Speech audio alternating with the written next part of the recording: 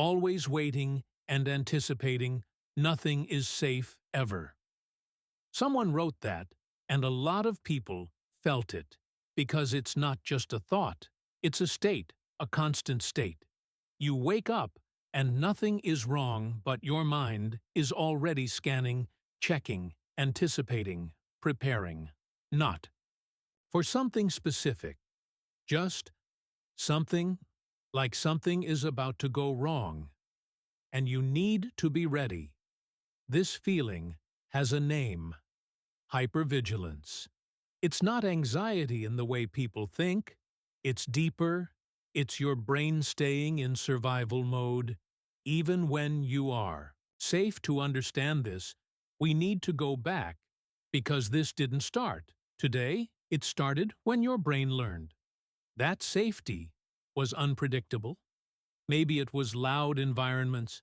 Maybe it was emotional tension. Maybe it was sudden reactions. Maybe it was silence. That meant something was wrong. Your brain doesn't need details, it learns patterns. And if the pattern is, things can change quickly. It adapts. It becomes alert. Not sometimes, all the time. This is how survival works. The brain chooses protection over comfort. Always. There's a part of your brain called the amygdala. Its job is to detect threat, not logic, not truth. Threat, if it detects danger, it activates your nervous system, fight, flight, freeze. But here's the problem. It doesn't care if the threat is real. It only cares if it feels familiar. So if you're past at unpredictability, your brain learns to expect it. Even now, this creates a constant loop. You feel calm for a moment. Then your brain says, wait, what if something happens? And just like that, the calm disappears. You're back in alert mode. Now look at your daily life. Morning, you wake up. Everything is quiet. But your mind is already active, checking messages, thinking about the day, anticipating problems. Not because they exist, but because your brain expects them. Afternoon. You're around people, you notice everything. Tone changes, body languages, small shifts, things others don't even see, because your brain is scanning constantly. Not for interest, for safety. Even conversations feel different. You're not just listening, you're analyzing, trying to predict what might go wrong. Even when nothing does, even relaxation feels uncomfortable. Silence feels strange. Peace feels temporary, because your brain says this won't last. So, instead of enjoying it, you prepare, you stay ready, you stay alert. This is hypervigilance, and it is exhausting because your body never fully rests. Your nervous system stays activated even when you're sitting still. Inside, you are not still. There is also something deeper. Control. Hypervigilance creates a sense of control. If you are aware, you feel prepared. If you feel prepared, you feel safer, so your brain believes this is helping you, even though it's draining you. This is why it's hard to stop, because it feels useful, but here is the truth. Being constantly alert does not prevent everything. It only prevents your ability to rest.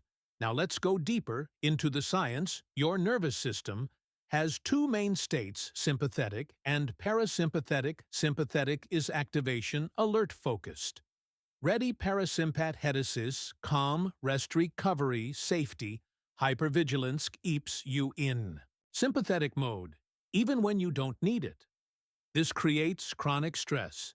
Your body releases stress hormones like cortisol over time. This affects your sleep, your focus, your energy, and even your mood. But the hardest part is not physical. It's mental. You start believing this is who you are. I'm just someone who overthinks. I'm just someone who worries.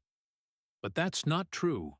You are someone whose brain adapted to survive, and it learned to stay ready. The problem is, it never learned how to stop. Now let's talk about something important. Why calm feels uncomfortable? Because your brain associates calm with vulnerability. If you relax, you're not prepared. If you're not prepared, something might happen. So your brain interrupts calm with thoughts, with tension, with anticipation to pull you back into alert mode. This is why you feel like you can't fully relax, even when everything is fine. Now here's the turning point. You don't fix hypervigilance by forcing calm. You fix it by creating safety, not outside, inside. The brain needs to learn that not every moment is dangerous, that not every silence means something bad, that not every calm will break. And this doesn't happen instantly, it happens through repetition. Small moments of awareness, like noticing when your mind starts scanning and not reacting immediately, like sitting in silence for a few seconds longer than usual, like allowing calm without preparing for the worst. At first, this feels uncomfortable because your brain resists it, but slowly it adapts again, just like it did before, because the brain learns patterns and you are no teaching it. A new one that not everything requires alertness, that not everything needs anticipation, that safety can exist without control and over time. The waiting starts to fade. The constant anticipation becomes quieter and your mind finally learns something new. Not everything is about to go wrong. Some moments are just moments, and that is where real calm begins.